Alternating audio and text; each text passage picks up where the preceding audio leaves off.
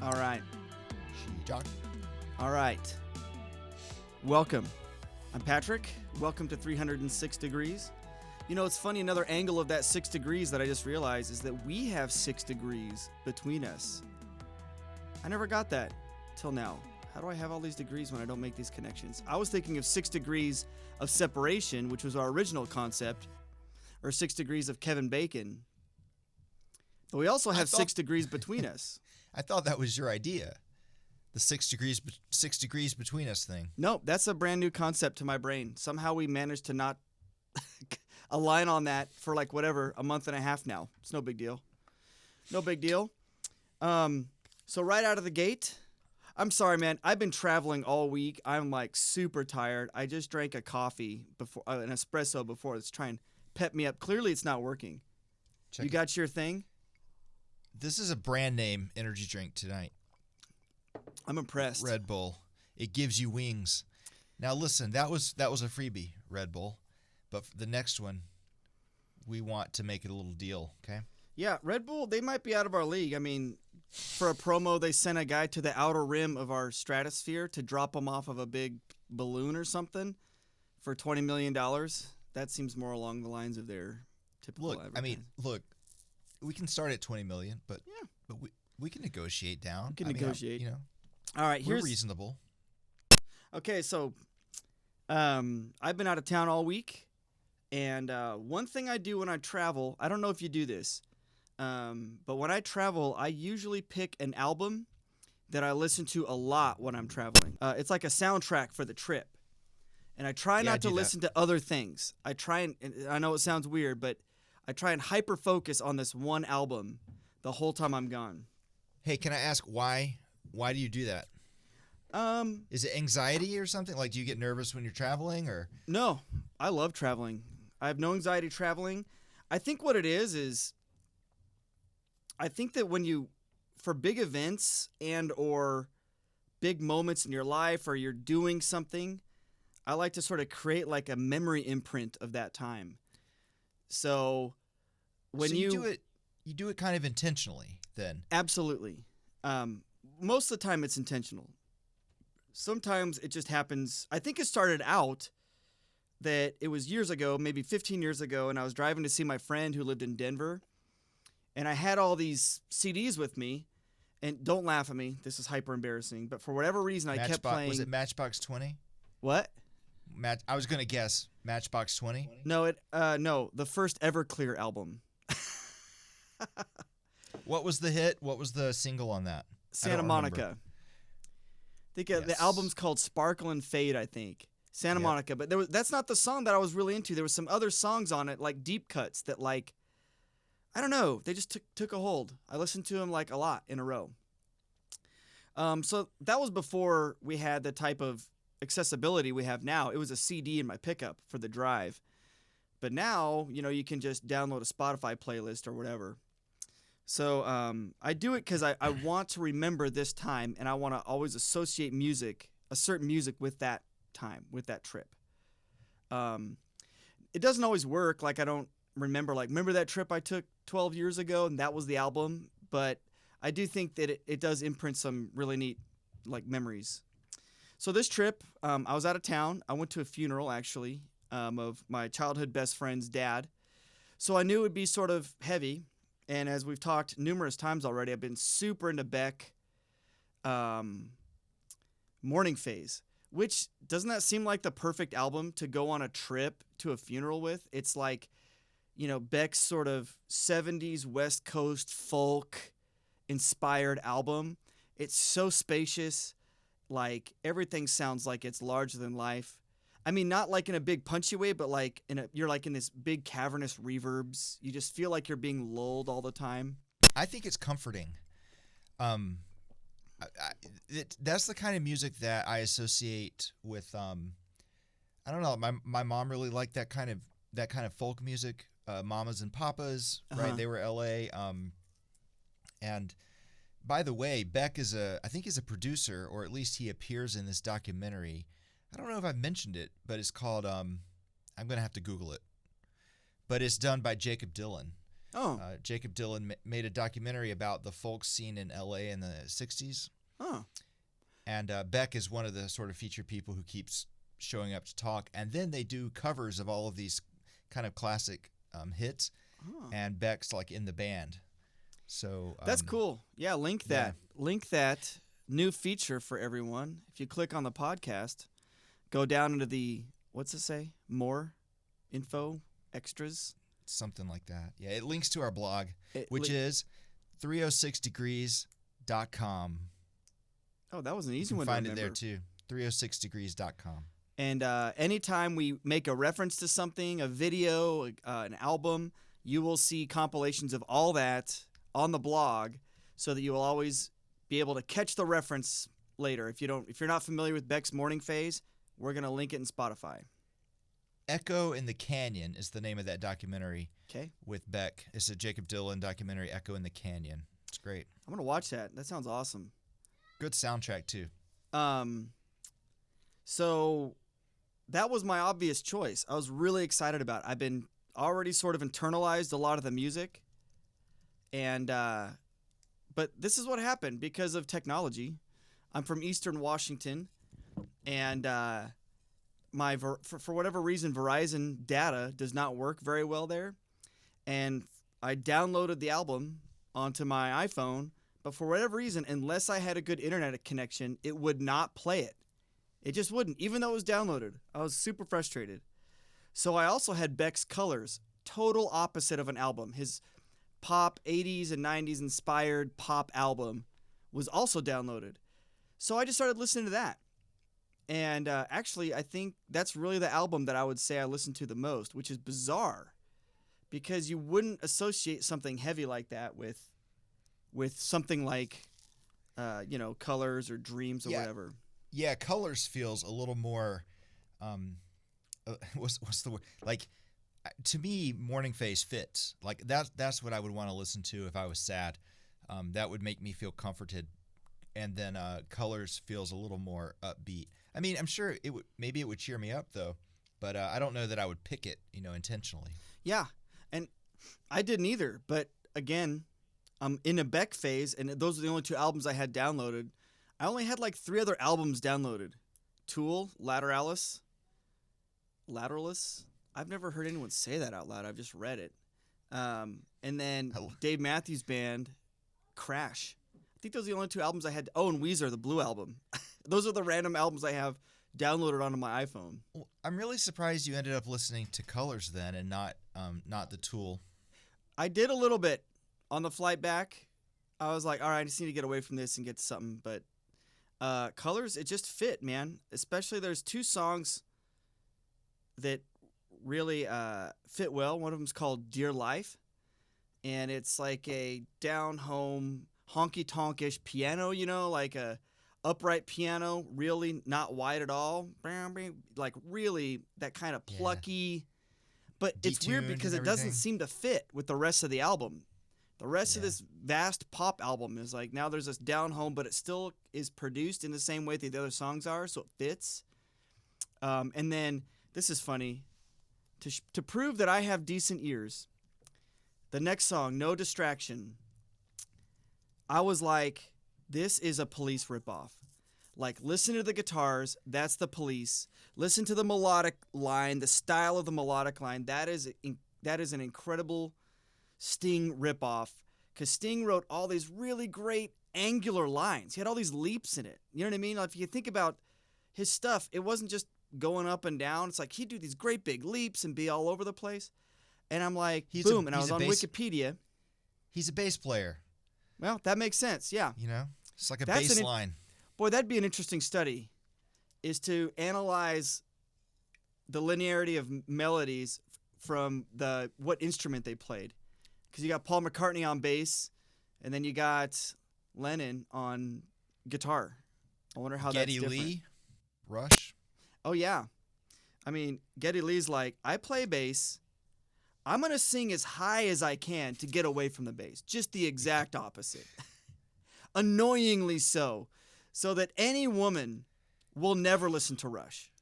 I saw Rush in 1996, and his voice was kind of it had peaked already in '96, and they did Tom Sawyer for the first of all they did 3 hours straight, man. They did a great first set, and then they took intermission. They came back and they did all of 2112 straight through. And then for their encore, they did Tom Sawyer, and he was not quite getting up there. Dude, that reminds me. Degree off this. Offshoot degree. I Love You Man with Paul Rudd. Slapping the bass. Slapping the bass. Slapping the bass. I love this because they wanted to put Rush in there as like this band they were obsessed with, and they bonded over. And Rush, I guess, did not know. You know, you never know. Is this a joke, like at our expense, or is it really they're really gonna like love it? And they're like, no. This is all sincerity. Like, we really love you guys. This isn't a joke or anything. So they agreed to allow them to use their, like reference them. And then also they played live in this show, which is an amazing scene where is obviously the two friends and the fiance played by that girl from Parks and Rec in The Office, Rashida Jones. Mm-hmm.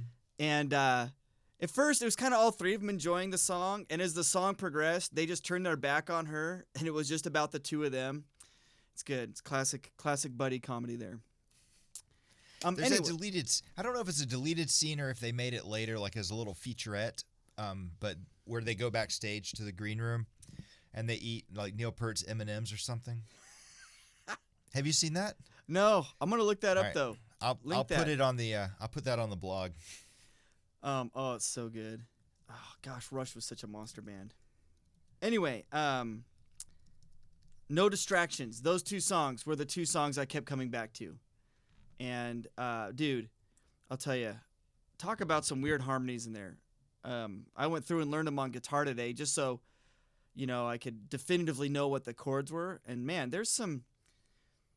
I'll tell you, we talked about this in the first week, how, grunge music from the early 90s, alt rock in the 90s, sort of created, it was like guys going, what if we just did this chord here? What if we just put these chords together and see what happens? It's like, I think for guys like us, and like you listeners, I don't really know any of you, but it's like anything that like is out of the ordinary, I just kind of sit up a little bit more and it perks my ears. It gets my attention. And when you listen to Dear Life, I mean, you're just hearing this, okay, I know these chords. And it gets to the chorus, and you're like, okay, I get it. It's like a 1, 6, 1, 6, 3, I think it's 3, 4 kind of a thing in minor, but with a major 1, right? That kind of a feel. Oh, yeah.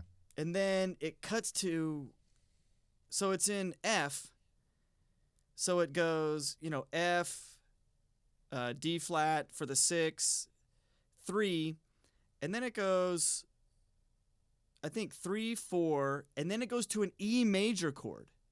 E major, which is the like leading tone major chord, then to F sharp, which is like the Phrygian major chord, and then back to F.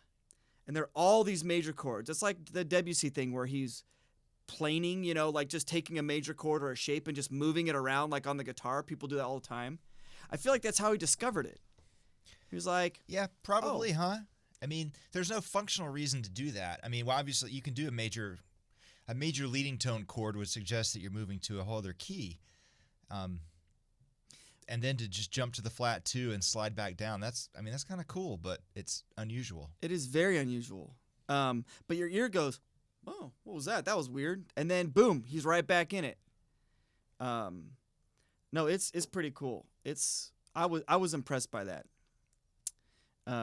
'Cause, I feel like as you get older and you hear more stuff, things feel less impressive. It really takes something. The longer you listen to music, it really takes something to like catch your attention. Hey, what if you hear something like that and you you sort of understand that it comes from a place of not being an expert, maybe in music theory, right? Or like you're just going by your ear. I don't know what you want to call. Would that be like an amateur or most people who are popular songwriters don't have academic training. Mm-hmm. And so when they land on this stuff that's really, really cool and listenable, what's your take? Is it like, are you kind of jealous? Like, wait, I went to school and I never would have done that because I understand that there's a rule against it or something. You know what I mean? Like, where do you land? It's funny because I've taught, throughout the years you teach, I end up teaching a lot of amateurs, you know what I mean? Like, obviously they're all amateurs, but like, Yeah, very few people are making money at this, right? yeah. It's like I feel like they show me something, right? Like that. Like a student comes in with like a progression and I want to analyze it and tell them, but I'm also don't want to because I don't want to ruin it. You know what I mean? Like it's almost like when they don't know the rules, they're just doing it and they adjust.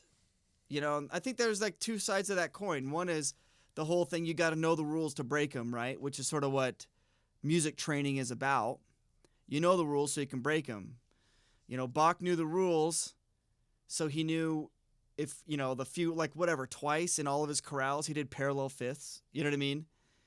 Like, obviously that wasn't an accident. Yeah, maybe a because few it's more Bach. times, but yeah.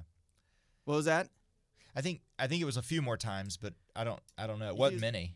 It wasn't many. It was a handful of times out of all the chorales.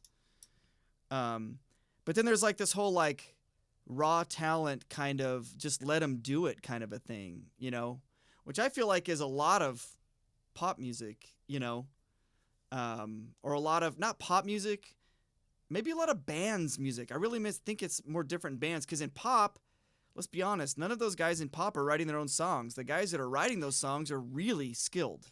Yeah, when I say pop, I usually mean commercial music, like not academic, classical. Like pop can be rock or country or hip hop or any R&B, any of that stuff. That's the way I use it, and I realize that people are always like my students especially think I'm talking about a specific subgenre of pop music when I say pop. That's what I think. I think I zoom in too far. I think you're more meta and zoomed out. Like there's two camps, kind of. It's like how jazz players call classical musicians legit. Oh, like if you're not a jazz player, they say you're legit, and it's not a compliment. Why would jazz guys compliment? You know what I mean? They're in their own world, their own jazz world, own jazzy world. Anyway, they have their own hands. Jazz hands. Yeah. So that was kind of my experience being out there. Was it was going to be one thing, but it ended up being another, and I'll tell you, it kind of stayed with me. I mean, I'm still digging those tracks, and I'm hoping that, as those songs recede into the background of my listening, but are come in the rotation, that when they come up, there'll be something there for me to hang on to, Yeah. Usually I don't plan for those kind of experiences where a song or an album will connect with a memory. They just kind of get fused, and it's usually like, we'll be on a road trip and listen to an album for the first time. Like, we had just seen this Will Ferrell movie called Stranger Than Fiction. Did you ever see that? Yeah. And the soundtrack is Spoon. Oh, I didn't know that. A lot of it's from their album Gimme Fiction. And so we were getting ready to go on a road trip to Florida from North Carolina, so it's like 12, 13 hours. And Megan, my wife, bought a couple of Spoon albums, and we kind of listened to those on repeat the entire trip. And those two albums, Gimme Fiction and then Ga Ga Ga Ga Ga, I don't know how many Ga's there are, but those two albums just always take me back to like orange groves, because on that trip we got lost. We ended up like 50 miles south of Orlando in this orange grove. And it was kind of cool because I'd never been to that part of Florida. And we were just listening to Spoon, and I don't know. I mean, that memory is totally fused with that music now. Yeah. I did it on accident once too. It was when I just finished my quals. Is this right? Yeah, I finished my quals, so I was putting off listening to other things, because you're like hyper focused on those tests. Yeah. And Arcade Fire came out with Reflector, and I loved. Oh my gosh, I can't remember it. The one that won the Grammy for in 2010. Suburbs. Yeah, Suburbs. I love that album. That was one of those albums I know every note on, except for the title, obviously. It's amazing. And then, so I put off listening to Reflector, and my wife and I were driving to Florida to see her family. I just finished quals. It was Thanksgiving, and I put in Reflector, and I think I listened to it straight through like 3 times on this 12-hour drive. I was blown away. I was like, oh my gosh. Especially the first track, Reflector, sort of that, they did a lot of those disco beats in it.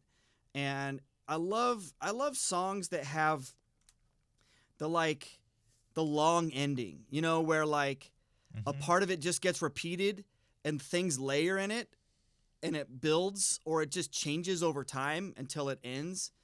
And Reflector is like that. And it's like you get in this trance almost of like hearing all of these little changes and details that you really can listen really deep into those tracks. I mean, in that whole album, you can listen really deep into those tracks. There's a lot of really nuanced orchestration in it, which sounds amazing. I forgot who did. They hired some guy to do strings in it from Canada or something. They brought him in to do strings, and the string parts are amazing. Hey, what's the name of that ship that one of those Greek philosophers talked about? The ship that they replace each part, and then eventually the question, like the philosophical question is it still the same ship if we've replaced each part of it? And apparently they just mentioned it in WandaVision, and so it was trending on Twitter last night. Huh. But then I closed Twitter because I didn't want any spoilers, because I haven't seen any of WandaVision yet. But it's called the Ship of the I'm trying to get Google to tell me the name of it. Is it like Theseus? Is that it? The Ship of Theseus. Yes. In the metaphysics of identity, the Ship of Theseus is a thought experiment that raises the question of whether an object that's had all of its components replaced remains fundamentally the same object. Okay. So when you were talking about these songs that have long endings, I was reminded of a band I was in high school.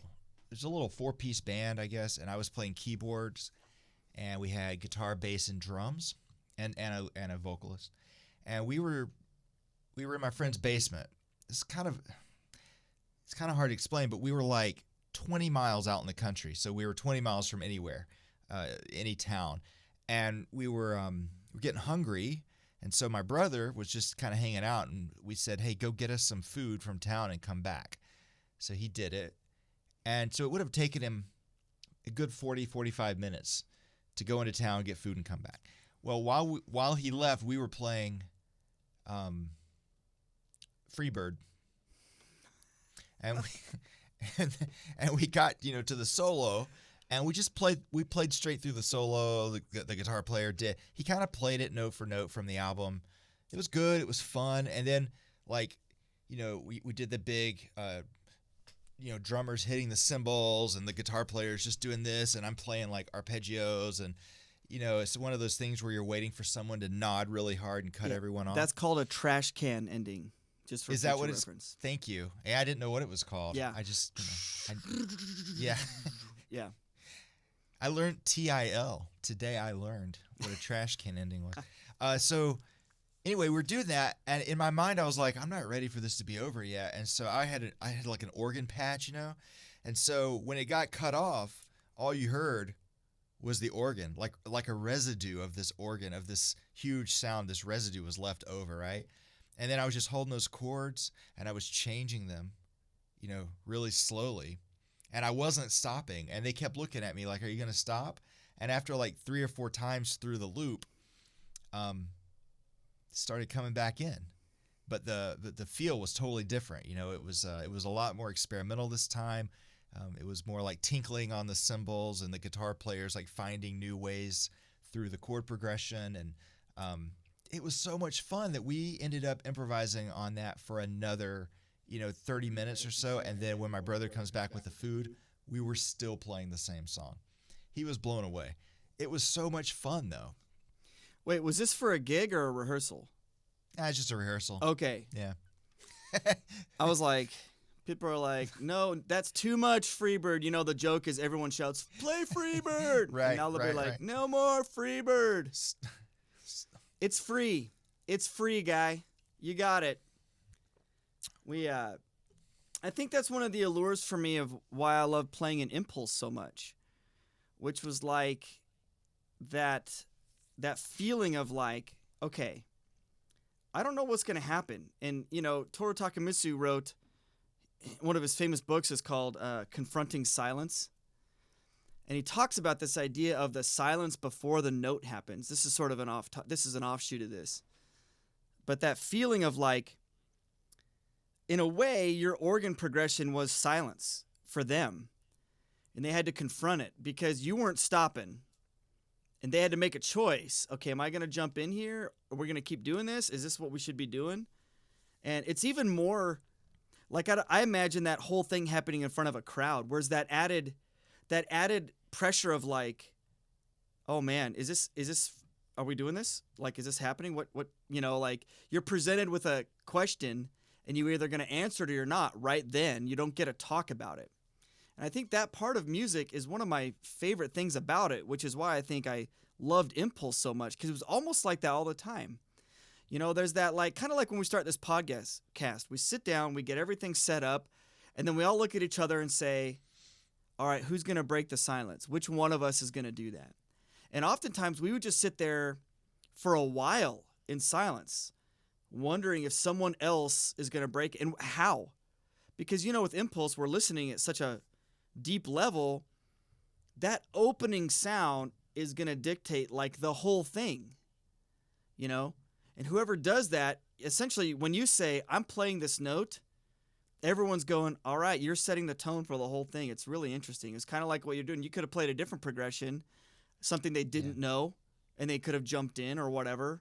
It's like you're setting the tone for it. Is it going to be a really active sound? Is it going to be really long and slow? Like, what are we going to do right now, But when I think about that moment, it's kind of a break, right? Where we sort of stopped one thing and then began a new thing. That's why I brought up Ship of Theseus, because it's like we're replacing the parts of the song Freebird with something new, but it still feels like Freebird. It's the same 3 chords. And so I guess that there's a little question there, like, is it still the same song? But look, I'm really fascinated with the whole concept of cover versions. I mean, I love the idea that you can have something like, as a composer, the hardest thing for me is to generate something brand new. Mm-hmm. I'd rather have, like, we talked about this on another episode, but like, give me 4 notes, give me 4 chords. Oh my gosh, so much easier. And I feel like I can be so much more creative. But if you give me a blank page, it's hard work to come up with those 4 notes. Well, and that's exactly, I mean, in a way, it's like that Toru Takemitsu thing. You're confronting this blankness. Yeah. What's going to break it? And I'm the same way. That's the hardest thing. I remember my first composition lesson at Bowling Green State University was with Burton Bierman. And he comes across as being really aloof, and he's kind of near the end of on the latter half of his career. And I remember he told me this. He goes, you really only have about 1 or 2 ideas in your whole life. And I'm like young and idealistic, and I'm like, nuh-uh, I have, every other day I have an idea. And what he really meant was, you really have 1 or 2 ideas that really shape what you do, and everything's based on that, Yeah. Like, and so it's like, I'm the same way, where I would much rather come in with material or arrange. It's way easier than coming up with something out of thin air. And I think that's one of the reasons why I've been enjoying producing, is because I'm working with an artist that already has something, and each artist has a different thing, like we're finishing up an album right now where it's a 10-song full album, and the artist, she had all of the lyrics done and the melodies and like the forms kind of and the chords. So she had but she only ever envisioned it in a way with acoustic guitar in her voice. So that's what we started with. And then I pretty much had free reign to add whatever I want. So that was like a joy. It's like almost orchestrating for orchestra. Like you've got all these palettes that you can choose from. What's the feel? What's the vibe? What's the sound? What kind of this sound do I want? And then it gets really fun. Where you're like in the studio and you come out 4 hours and it feels like 5 minutes because you're just in there creating because it's so, the heavy lifting's kind of done, which I enjoy. I love that idea too of the silence, like that moment of anticipation. And I think that one of the reasons why I use so much indeterminacy in my music is because I like that moment of listening to music and not knowing like what's going to happen, even in my own music. And you get so tired of a piece when you live with it for long enough and you score it and you're listening to it over and over and over. I don't know if that's a function of like, Sibelius or Finale. So you are listening to it.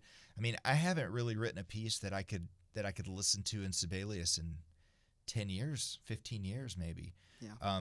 Because I'm getting, most of my scores are proportional notation or spatial notation, and which Sibelius can't play back, and I don't want it to anyway because like I said, I like to be surprised. I felt like when I was writing, completely notated music, I would sit in the audience and know everything that was coming, and I felt jealous of everyone else who didn't know what was coming. And it's like I was kind of sick of the piece by the time it premiered. So I decided to sort of consciously to throw wrenches in the piece and give space for the performers to make some choices. And I don't know if I don't think it's me being lazy because it's still kind of hard. I mean, it still takes a lot of composing. In fact, and when I say composing, I mean decisions, right? Choices. In fact, I think it might take more choices and decisions because you kind of have to plan out all the possible options, all the possible ways this piece might go. You at least have to imagine those things. Yeah, one of the hardest pieces I notated was I wrote a 5-movement mass for impulse and 5 vocalists, and the score is extremely detailed and very indeterminate. It's all guided stuff. It all allows a lot of space. And for that reason, I have a funny anecdotal story where I notated all of the vocal parts in a C clef because what I wanted them to figure out was whatever the pitch we're basing the section around, that could change depending on performance and group. So I gave them like maybe up to a 5th. And so if I just happen to be on guitar and I say, well, we're going to center this part around F, then the center line in a C clef is F, and it's sort of old school solfege. All the pitches are related to that. When I do notate pitches, are related off of that C clef because it's like movable do. It's a movable do situation, movable tonic situation. Sorry, I have to move. No, it just feels very Seinfeldian.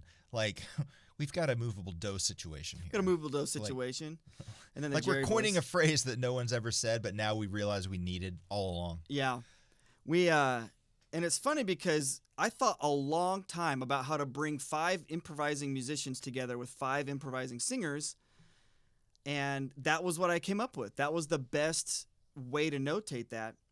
And I remember I was looking for vocalists, and mind you, I'm a PhD student at this point, and I take it to one of the vocal faculty, who's the choir director, and he looked at it and he goes, we notate in treble and bass clef in choirs.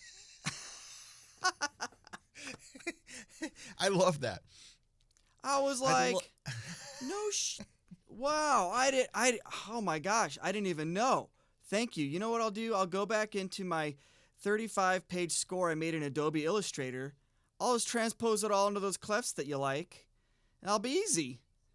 Oh my gosh. I explained to him. I don't think he still got it. I was like, you should have showed him. You should have showed him Cage's aria, which is just squiggly lines on a blank piece of paper, like no staffs even. You know, we notate on staffs. You know this, right? Some guy says to Cage. They have 5 lines and 4 spaces. I feel like this is pretty basic, Cage. What? I don't understand. And Cage is like, well, I just picked a bunch of mushrooms. So there's that. Have you seen Ted Lasso? Have we talked about this?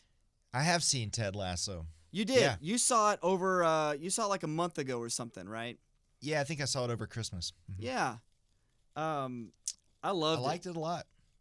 I liked it a lot. It made me really sad when I got to the end of it. And usually I watch a show, like especially if it's a show that's been kind of popular. I won't watch a trailer. I won't watch any press. If they're on like late night shows or whatever, I'm not going to watch anything. And then I'll binge the entire show, and then I'll just like dig into all the stuff on the internet, right? Yeah. Especially if it's like a drama that's got or if it's about something that maybe was a true story, then I'll really dig into it. But after Ted Lasso, I started, because I'm like, what is Premier League? What is Championship League? What is being relegated? Like, are these real things? Like, this doesn't make any sense to me, right? I'm talking about soccer. So the basics of soccer. The basics of, like, English football or whatever it is, you know. And how, I guess, if you're bad enough, you get, like, kind of demoted to the minor leagues or something. Anyway, I was just fascinated with it. So I was reading about it, and then I came across, like, the fact that Jason Sudeikis and Olivia Wilde were split up, which I didn't know, because the last time I had thought about them was when I saw Booksmart. Did you ever see Booksmart? Mm-mm. Which is Olivia Wilde's, I think, directorial debut, and people said it was like a female, what's that? Superbad, like a female Superbad, like a coming of age, last night of high school party sort of thing.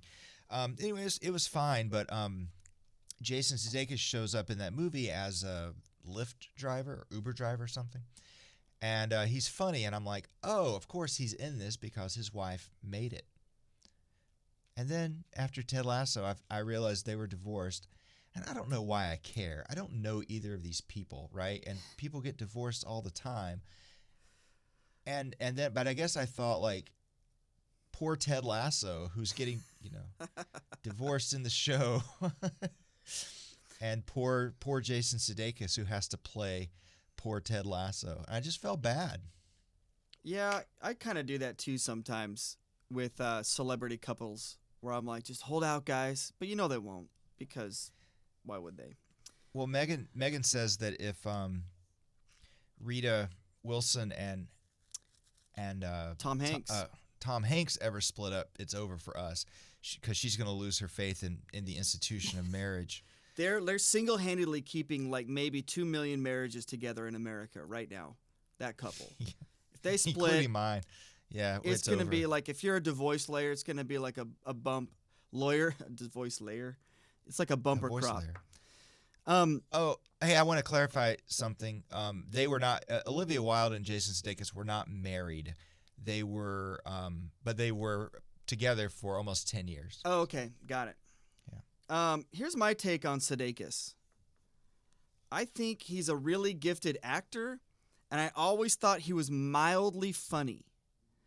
There's nothing I saw him in that blew my mind that was hilarious to me. Every time I've seen him, I'm like, oh, he's good. That's kind of the end of it. Oh, he's good. He was entertaining. I liked him. When he made a guest appearance in 30 Rock, he was funny. Wasn't overly funny. When he was in It's Always Sunny, I thought he was funny, but not overly funny. And so, or overly good. I just thought he was pretty okay. And I was kind of like, I wonder if there's going to be a role for him that really brings out what he can do. That's what I felt like. And I'll tell you what. Wait, who is he in Sunny? He was he was their friend, the fifth friend. Don't remember this. Last year, I literally watched every episode of Sunny, and I don't remember this at all. It's like season 6 or something. And at the Okay. end of the high school reunion, remember they're like, oh yeah, and someone's going to walk out and steal her. And he jumps out of the bushes after the whole party's over and then walks off with the waitress or something like that. Wow, vaguely. Okay, sorry. I cut you off. So I didn't know what to expect because I was like, I've always been kind of lukewarm to Jason Sudeikis. Not that I didn't think he was bad. I just didn't think he found his thing yet. And dude, I think he hit that part in spades. Like his accent, his look, his optimism, and also his like all the little jokes that are for people, the little reference jokes that are for people our age are amazing. All the little ones, and how I love how his character is always saying like this longer story that doesn't need to be there, like an anecdotal story relating to someone. It's like when you blah blah blah blah, and he just keeps going for like almost way too long, and then it, you know, it's like trying to be like a Southernism, which you can relate to. Sometimes your drawl comes out a little bit, and I think he just nails it perfectly, and especially walking into. I love that they paint the world as being cynical because we're highly cynical as a world now. Maybe we always were, and I just was in denial, or I just didn't notice. But the whole like cynical nature of it, and how he brought out of people something that was better, is great. I agree. I can't argue with you, but I'm going to anyway. So Sudeikis, I think you're right. He never did anything that made me like crack up. But he always felt comfortable. Like I loved when he would show up on screen in wherever, especially on SNL where I first saw him. But when he would come out in that tracksuit, yes, on What's Up With That? Oh my gosh, What's Up With That? I just lived for that moment when he came out in the tracksuit and did the little running. You're man. right. You're right. The What's Up With That? What's up with that? And they sing that song, and then he jumps in frame and does it. Okay, you're right. That is the thing I do crack up out loud when I see him do that. Yeah. But so with Lasso, all right. I don't like to be cynical, but it's like my nature, and it just comes to me really naturally. And I don't value sincerity like I should. I talk to my students about this all the time. By the way, we haven't really talked about what we do. We should do a little is it called a splash video for the YouTube channel? Oh yeah. Where we just kind of talk about who we are and what we do and stuff. But I teach music at a small college in Virginia called Sweetbriar College. It's a women's college, and one of the things that I find myself talking about with my students all the time is like generational identity and values that come with being part of a certain generation. And one of the things that I am like right now, I'm teaching a unit in a film music class. It's not film music, but it's sound on screen, and it's called Irony. So it's about how music can be used ironically, and but most of the examples are comedies like Napoleon Dynamite or It's Always Sunny. Like the music in It's Always Sunny is hilarious because it's like Leave It to Beaver music, right? And it does. It's just like it's such a strong contrast with what's happening on screen. Anyway, so Irony is a pretty strong generational value in my opinion, for me, and like on the tail end of Gen X. I love Letterman. I loved it when Cher hated him.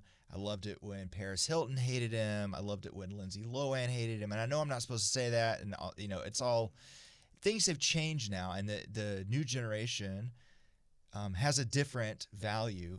And, irony for irony's sake or, mocking celebrity, that sort of thing certainly isn't valued in the same way. And so that's something I like to dig into a little bit with my students. But I recognize that while I didn't grow up with that kind of sincerity, I recognize it is important and it's valuable, and our happiness kind of hinges on our ability to be sincere and to be generous and to be thoughtful and kind and empathetic, right? And so obviously, like Letterman was wrong to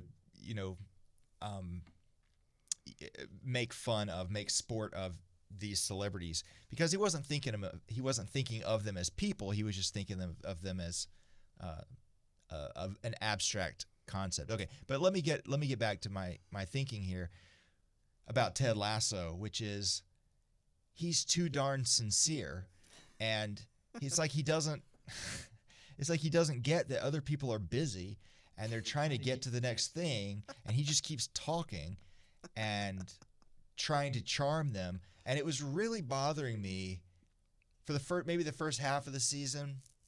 But then, like, as people started cracking, as they started warming up to him and he started getting through to people, I liked that. He got through to you. Yeah, he got through to me. He touched me. In an appropriate way. Yeah, but like in your heart, not in my heart. In real life. I liked it. I really did like him, and it made me happy, and it made me feel warm and fuzzy. And in a lot of ways, it's kind of the perfect show, but it violates the Seinfeld David rule of comedy writing, which is no hugging, no learning. Yeah, right. Which I love and I hate at the same time. I love it because Seinfeld was the first ones to do it, right? So they were the anomaly at the time. In the 90s, it was like you had Cheers and you had Friends and you had very special episodes and you had all that. Cheers and Friends, though, were on the two ends of Seinfeld's run. Like, Cheers was an 80s show. Well, I know, but what I'm saying is even at the time, even in the 90s, there was still a sincerity in all of those. I mean, in Cheers, right. I couldn't even watch Cheers because I tried to watch season 1 like as an adult, and they were all such jerks, but there was still that moment at the end where it's like, oh, beer's on me. All right, Norm. Like, okay, great. But can I tell you my favorite bit is when Frasier comes in one time and no one, and he's kind of grumbles that no one says hi to him, and he's like, it's not fair, when Norm comes in, everybody goes, hey, Norm, and so they're like, man, we're sorry. You want to try it again? Like, just go out and come back in, and we'll greet you appropriately. So he goes out, and when he comes back in, everybody goes, Norm. That's a good bit. I'll give him that. No, I think Cheers is great, though. But like, it was still like based on the reality that like there is still like human emotion. Like, there is no human emotion in Seinfeld, and that's what makes it Seinfeld. They purposely made these characters unidimensional in the way that, like, it doesn't matter what happens to them, they're just gonna carry on like they're still okay. Like, how many, I want to see a study of how many different people they dated and how oftentimes it's so problematic. Like, I showed it in class the other day, and I was just like so uncomfortable at the way the girlfriend of the episode was just, backdrop. She wasn't even like a real person, right? Yeah, it was they're not real people. Like, it's always different. Fortunately, the students, you know what the feedback I got was, I was surprised it was funny. Like, these are people who've never seen it before. It's a bygone era to them, but it was the first show that said, we're all just going to be cynical, and that's okay. And I love that about it. It was very fresh, but then it's like it kind of took off.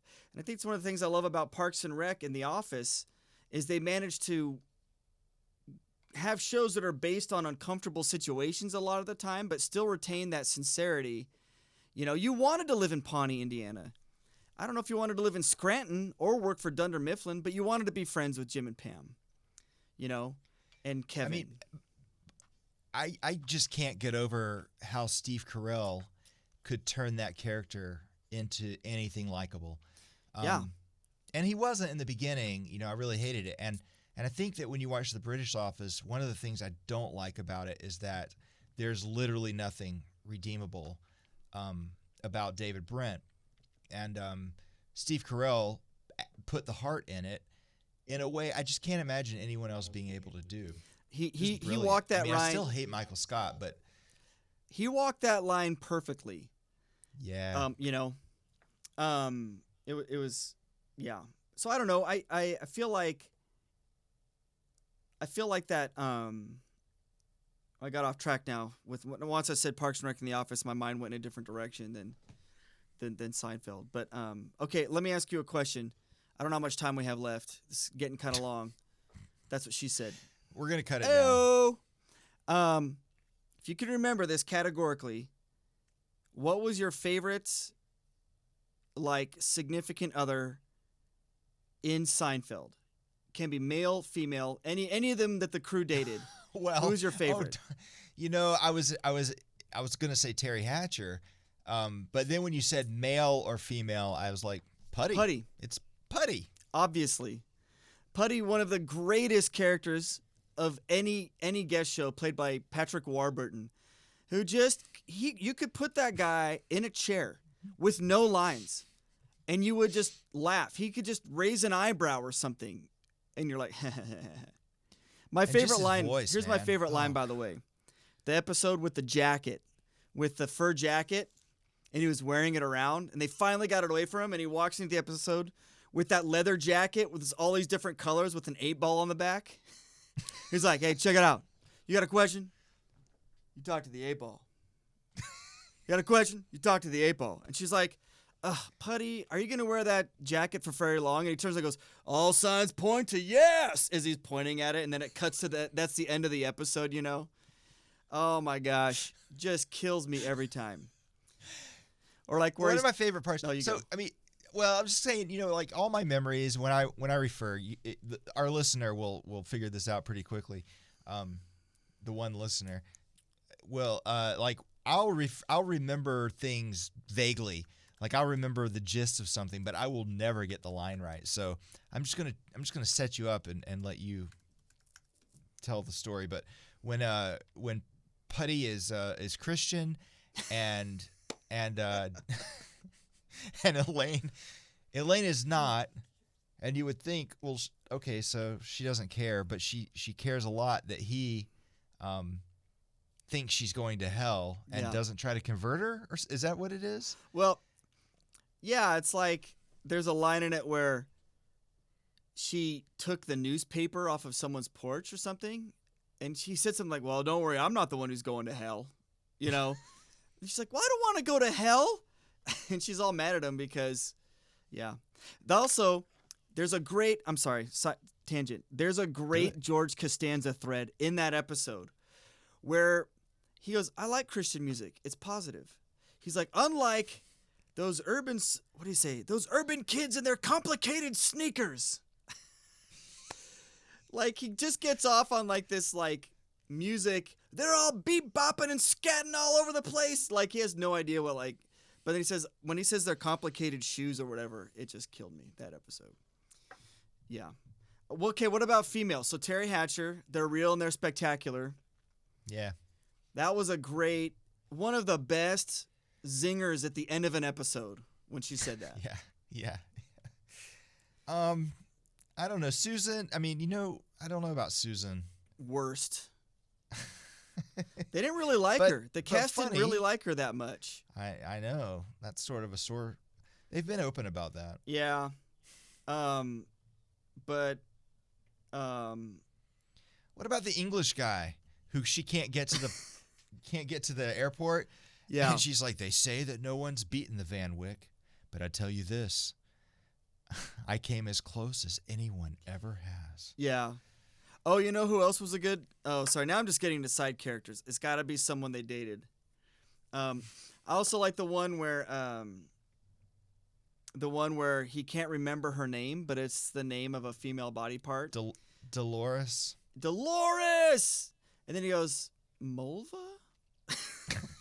And then they're spit shopping names. Gipple? I'm not even sure Dolores rhymes. I don't even think Dolores rhymes. It doesn't. I think that was a stretch. That was a stretch. Yeah. Oh, and the one where Kramer falls in love with Jerry's girlfriend, Pam. Pam. And then what's his name? Newman was feeding him these poetry lines. Anyway, this is all later season stuff. It's a Cyrano de Bergerac reference, right? Anyway, yeah. Putty, what a great character. I would say my all-time, if I had to make a list of all-time favorite side characters in any sitcoms, it's between him and who do you think I'm going to say? If you can guess. We've talked about this. Okay, let me think about it. Give me just a second. All the ones that I can think of are awful. No, this guy's good. I'll I'll give you some hints. Tell me. He's a teacher. All right, give me a hint. He's an actor. Teacher. He knows how to make a mean stew. I don't know. He always wants to know. Let's see. He teaches an acting class for $1,200. He meets one of the main characters in a van.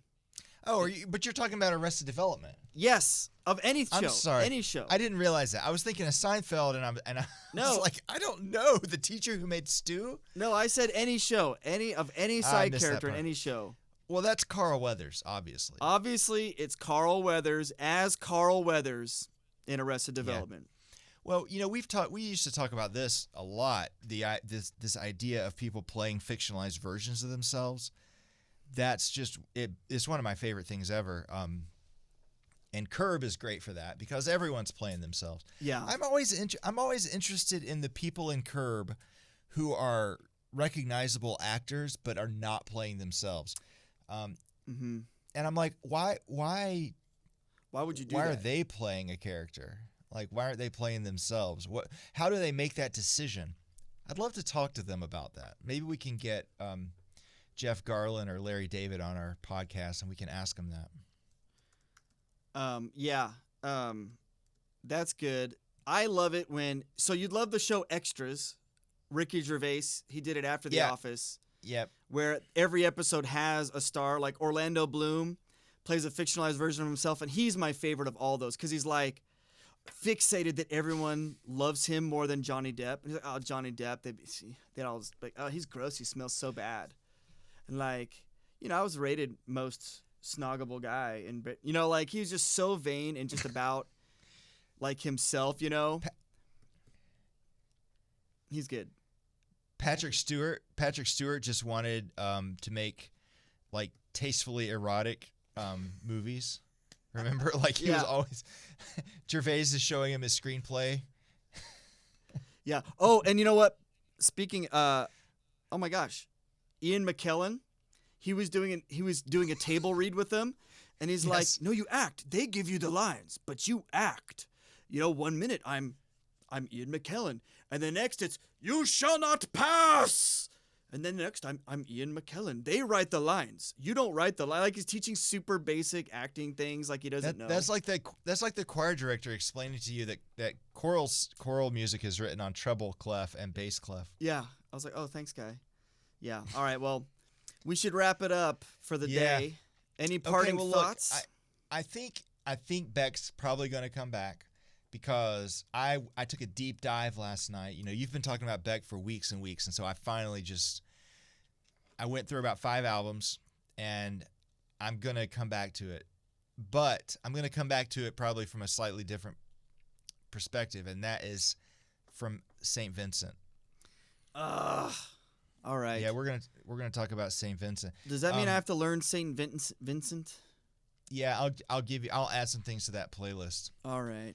Cause there's good stuff. Did you see her with No. With Nirvana? No. Okay, I think that might change your perspective. I hope it does. Because I don't know what your you've been perspective trying to push her on me for like a decade, and I have never been into her. She is the most creative person in pop music right now. Oh wow. All right. Well, now I want to learn so we can debate that next time. Sounds good. All right. Signing off. Bye.